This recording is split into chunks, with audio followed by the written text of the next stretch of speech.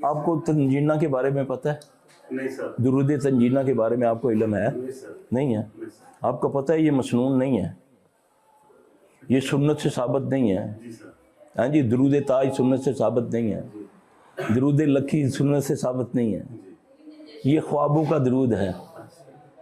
इसकी रद्द करने की एक ही दलील है, बहुत ज़बरदस्त। दरूद ताज, दरूद लखी, दरूद तंजीना, इनके बारे में बड़े बड़े फ़ज़ाइल लिखे हुए हैं। किसी दरूद के बारे में लिखा हुआ कि 70 साल के गुनाह माफ़, किसी दरूद के बारे में लिखा हुआ कि 80 साल क्या वो क्या कहते हैं इबादत का सवाब है। इस तरह की बातें हैं। तो आप जानते हैं सैयदुल दरूद को, दरूदों के सरदार को? दुरूद इब्राहिमी है। अल्लाहु अकबर कबीरा।